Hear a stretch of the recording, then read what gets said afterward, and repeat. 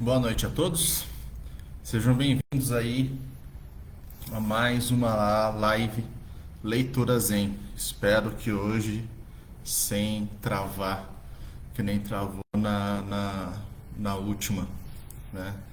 Então hoje tô aqui em casa de novo, acho que aqui vai pegar melhor. Pessoal, já tem pessoal chegando aqui, dando boa noite pessoal. É, Sempre dando o recado que eu dou inicialmente aqui, né? Essa live assim como as lives aqui do Templo Bushinji, isso é uma maneira da gente estar escancarando os portões do templo para todas as pessoas, abrindo os portões do templo para todas as pessoas, para que todas as pessoas possam vir, possam praticar conosco, possam estar conosco, né? Independente de onde estão, como que estão, não, todo mundo pode estar aqui e pode estar praticando com a gente. É algo 100% gratuito, e a gente faz esses vídeos, eles ficam gravados, podem compartilhar, podem comentar depois, podem tirar dúvida, fiquem à vontade, que o espaço aqui é de vocês. Boa noite, Joedi, prazer estar vendo você aqui hoje. E bem, pessoal, como vocês sabem, a gente está fazendo a leitura aqui do Dhammapada, né? Doutrina Budista em versos, né? E hoje a gente vai estar lendo aí o capítulo 3. Como eu falei, eu estou fazendo aqui um pouco diferente de como eu costumo fazer. Boa noite, Virgínia, tudo bem contigo? Eu estou lendo um verso e uma estrofe explicando, né? Eu acho que no Dhammapada aqui fica mais bacana. Perdeu o capítulo 1 e o capítulo 2? Não tem problema. O capítulo 1 e o capítulo 2 estão salvos aqui na página. Você vem aqui na página, vai lá em vídeos, você vai ver todos os vídeos. Quer conferir os outros livros que a gente leu? Tá aqui também. É só olhar lá, tem Mente Zen, Mente de Principiante, tem o Para uma Pessoa Bonita, tá? Então, estão lá todos os vídeos, tá à vontade para vocês verem quando quiserem, né? E os capítulos aqui também, tá bom? Então, pessoal, mais uma vez, estamos lendo aqui, hoje vamos ler o capítulo 3. Então, sem mais delongas, vamos começar a leitura, tá? Dhammapada, capítulo 3, a mente, né? Bacana, Gedi, obrigado. Confere lá, compartilha, se quiser comenta, etc e tal. Fica à vontade para perguntar, a gente olha depois. Vamos lá então, a mente. Assunto importante aqui pra gente, hein, pessoal? Vacilante e voluvelmente, dura de cuidar, de conter. O sábio te endireitará, como o flecheiro faz as flechas. Então esse é um conceito muito importante dentro do budismo, né? Às vezes a gente fala no Zen que tudo é mente. Mas não é bem isso. Não é que tudo é de fato mente. As coisas são além da nossa mente. Porém, a maneira como nós entendemos o mundo inteiro é através da mente, né? Porém, essa nossa mente, ela não é independente. Ela é uma mente condicionada. Dado que ela é uma mente condicionada, né, a gente acaba também tendo julgamentos ou entendendo o mundo como um todo desta maneira condicionada, né? E esse é a origem lá dos nossos problemas. Essa é a origem dos 3 venenos, né, do samsara. Os 3 kleshas, que são a ilusão ou a ignorância, o desejo ou o apego e a raiva ou a aversão. Então, por conta de eu entender as coisas com essa minha mente, e entendendo essas coisas com essa minha mente, eu estar tendo esse entendimento ilusório, eu vou ser levado a querer ou não querer coisas. E isso vai me trazer a insatisfatoriedade. Por isso que a mente vacilante e volúvel, ou seja, que ela simplesmente segue, ela é dura de cuidar, dura de conter, e a gente vai comentar isso um pouco em outros versos. Mas o sábio, aquele que praticou, aquele que desperta, aquele que entende essa mente, não é que eu vou jogar fora a mente, não é que eu tenho que eliminar a mente, mas como um flecheiro, eu consigo endireitá-la. Eu deixo a flecha reta, o bom artesão consegue deixar a flecha bem retificada. É a mesma coisa, nós vamos retificar a nossa mente, retificar a nossa percepção. Como peixe jogado à terra, fora de sua casa aquosa, a mente se agita e tremula ao deixar o reino de Mara. Isso é super comum. A gente começa a praticar o zazen, coceira no nariz, a gente começa a ficar inquieto, etc. e tal. Porém, não é essa inquietude que nos dá na prática que está sendo referida aqui. Também é. Porém, quando nós começamos a pensar no conceito das coisas além mente, é muito difícil para a gente compreender. Por quê? Porque nós somos seres que estamos dentro da nossa mente o tempo todo. O tempo todo, desde o nosso nascimento, talvez desde um pouco antes do nosso nascimento, nós estamos com essa mente, nós estamos com esses agregados nossos, com as nossas características, com as nossas percepções, com as nossas sensações, com as nossas vontades, com a nossa mente. Então, é muito difícil para mim ou para qualquer um conceber algo que vai além disso. Se eu for capaz de me libertar, inclusive daquilo que eu quero ou deixo de querer, o que me resta?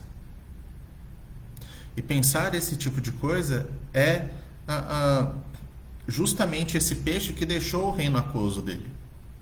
A gente pega a nossa mente, porque a gente vai ter que usar a nossa mente para conseguir perceber isso, e a gente pega essa nossa mente e a gente leva essa mente para um outro reino, fora da mente. A isso a gente chama prajna paramita, né? É esse estado, né? É essa percepção que vai além da mente. É esse estado não mente, né? E pela não mente nós vamos conhecer a verdadeira mente. Pelo não Buda nós vamos conhecer o verdadeiro Buda. Nós vamos entender o Dharmakaya, o corpo de Buda. Porém, esse entendimento, né? Quando a gente tenta fazer isso, quando a gente tenta levar a mente para fora, igual o peixe que quer voltar para a água, pois estranha, ele não sobrevive, ele não pode, ele não foi feito para aquele lugar. A nossa mente também. Então ela vai se agitar. Porém é normal, né? É normal.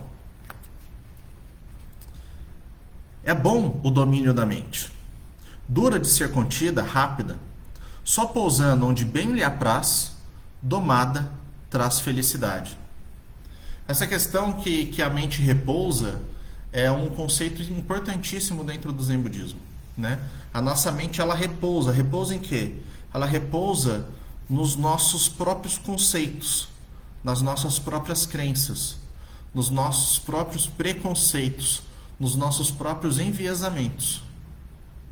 Então, é muito comum as pessoas virem começarem a estudar o budismo e delas perguntam assim: o que o budismo pensa do aborto? Né? O que o budismo pensa do aborto? E daí as pessoas começam a discutir: mas tem o preceito no mate, mas tem não sei o que, tal. A questão é: que aborto? Porque quando eu escuto a palavra aborto, Eu que tenho toda uma realidade, eu que tenho todo um karma, né? Que me constituiu, que fez eu chegar até aqui. Eu tenho um entendimento. A minha mente vai repousar em um conceito. Porém, aquilo que a gente está especulando, o conceito que você está pensando, é o mesmo que o meu? É a mesma questão que a minha? E por isso que o budismo ele vai evitar o dogma. Porque o caso é cada caso é um caso.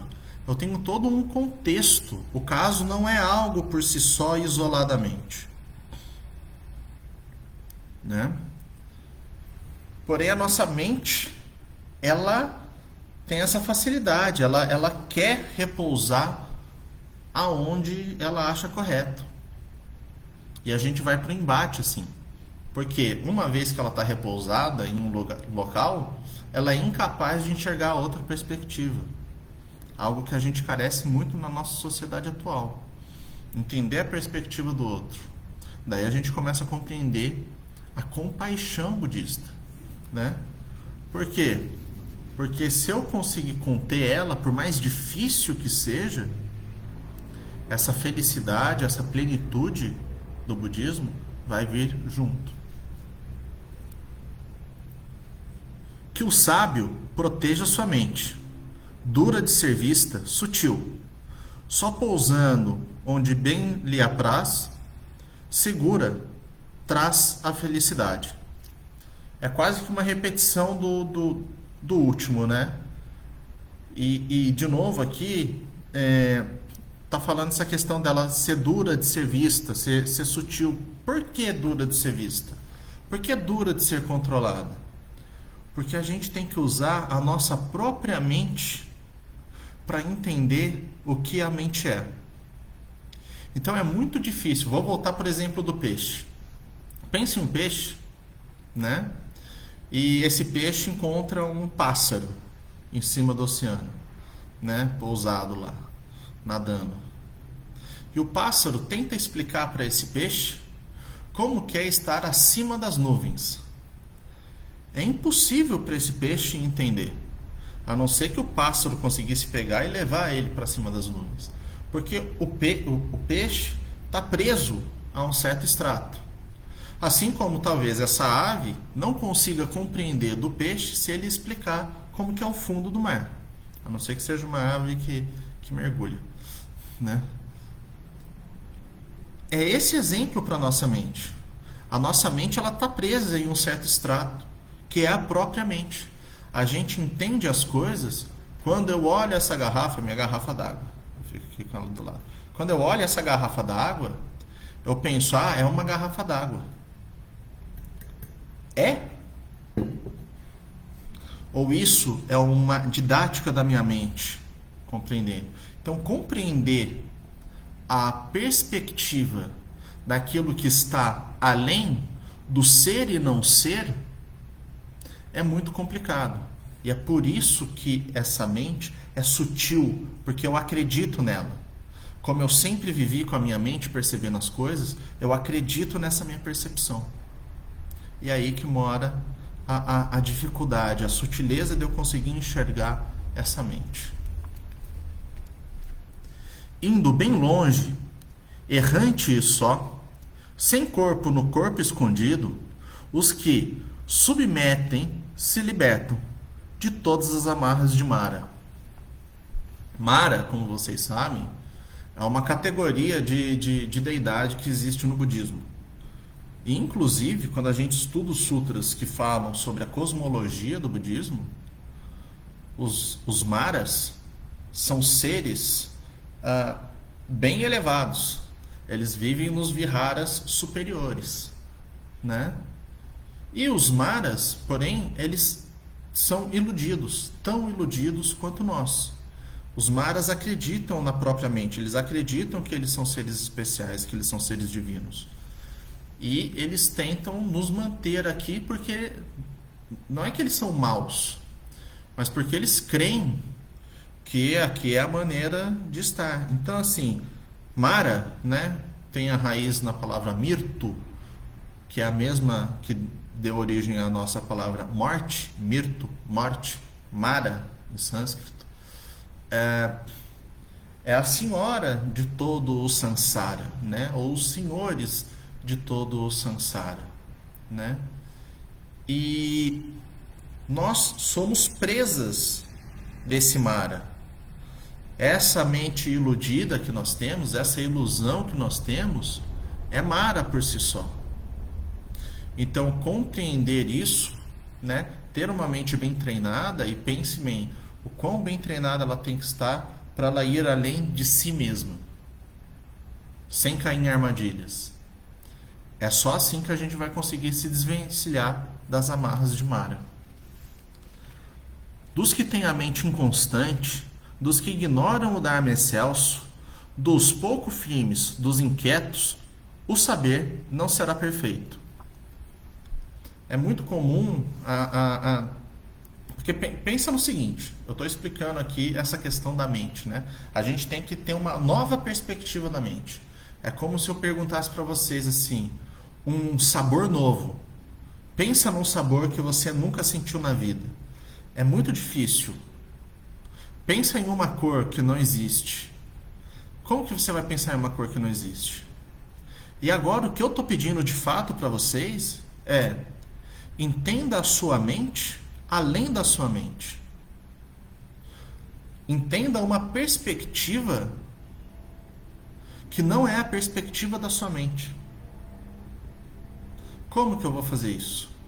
Só com muita disciplina, só com muita prática, só com muita diligência no Dharma. Caso eu não siga essa diligência, muito dificilmente eu vou conseguir compreender. Eu tenho até vislumbres dessa compreensão, mas eu não vou conseguir ter uma compreensão completa e realmente libertadora. Porque a própria mente vai tentar trazer para um entendimento de novo do extrato dela, né? No que a ave está explicando para o peixe como que é acima das nuvens, o peixe vai tentar fazer um comparativo com como é o fundo do mar. Por isso que só com muita disciplina, só com muita diligência, para a gente ser capaz realmente de dominar essa perspectiva. Com sua mente sempre enxuta, com sua mente sempre invicta, descartando o bem e o mal, não há medo para o desperto. Interessante isso, né? Descartando o bem e o mal. Mas eu vou descartar o bem? Eu não tenho que ser compassivo? Bem, nós não somos compassivos para nos tornarmos Budas. Mas, enquanto Budas ou enquanto seres despertos, nós exercemos naturalmente a compaixão. Por quê? Ir além do bem e do mal, né? O que isso significa? Bem e mal são coisas da nossa mente. Quantas pessoas já fizeram o mal querendo fazer o bem? Eu acabei de citar. Os maras, eles acham que eles estão nos auxiliando, mas eles estão nos mantendo na ilusão, né? A questão é, né? E Saikawa Aroshi sempre fala isso. Se nós desejamos salvar os outros, primeiro nós temos que salvar a nós mesmos. E o que significa salvar a nós mesmos? Significa despertar com todos os seres. Despertar é justamente essa questão de despertar para a falhabilidade da nossa própria mente. Entender o quão condicionado, o quão ilusória ela é. Não é que eu vou eliminar isso da minha vida, eu sigo com percepções condicionadas, eu sigo com percepções ilusórias. A questão é eu entender muito profundamente isso e conseguir ir além, né? Conseguir ir além dessa mente, entender essa mente, né? E por isso que eu vou além de bem e mal, porque eu vou além deste bem e deste mal que a minha mente julga, que a minha mente pensa, e que como ela pensa e ela é condicionada, o que eu entendo por bem e por mal pode ser muito diferente do que o outro entende por bem e por mal. né? Então eu vou além de bem e mal porque eu vou além deste meu condicionamento e passo a olhar o mundo com os olhos de um ser desperto, que está além deste bem e deste mal. Esse é um conceito essencial para a gente entender. Sabendo que este corpo é um pote de barro, protegendo a mente como uma praça forte, combatamos Mara com as armas do saber, para manter a conquista e não manter as amarras. Então é aquilo que eu falei, a gente não está eliminando a mente, a gente não está eliminando Mara, né? Se vocês olharem lá o capítulo 2, vigilância ou não negligência, né? Buda está falando como é essencial a prática não negligente todo dia, né? Aqui é a mesma coisa. Eu não posso negligenciar em nenhum momento a falhabilidade da minha mente. O quão ilusória é a minha mente, o quão condicionada é a minha mente. Ou seja, quando eu tenho esse saber, quando eu tenho este conhecimento daquilo que minha mente é, eu consigo utilizar este conhecimento, eu consigo utilizar este saber como arma para combater Mara. Caso contrário, eu permanecerei uma presa fácil para suas amarras. Dentro em breve, este nosso corpo jazerá deitado por terra, sem consciência, jogado fora, qual pedaço de pau inútil. Isso também é essencial a gente entender. As pessoas, às vezes, elas encaram isso como um desapego exacerbado. Não. O que a gente tem que entender aqui é que, por mais que nós tenhamos vontade, nós somos seres condicionados. A única coisa que me mantém vivo nesse exato momento e me mantém falando nesse exato momento é que existem causas e condições para isso. Se a gente tirar qualquer uma dessas causas e condições, isso termina. Por exemplo, as causas e condições. Eu tenho esse livro, eu tenho esse horário aqui, tá dentro do horário, é quinta-feira, porque senão ia ser a Soisan. A gente tá lendo o Dhammapada, eu tô com uma internet, etc e tal. Isso são condições, e eu tô vivo. E daí tem várias condições para eu estar vivo, né? Então, da mesma maneira que a gente deve refletir que eventualmente o nosso corpo se vai e virou um corpo, né? A mesma coisa com a nossa mente, a mesma coisa com a nossa percepção, a mesma coisa com todos os nossos agregados.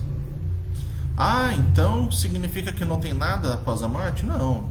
Meu pai veio a morrer em 2012 e tá todo mundo aqui até hoje. Então tem sim vida após a morte. Nós somos vida após a morte de milhares.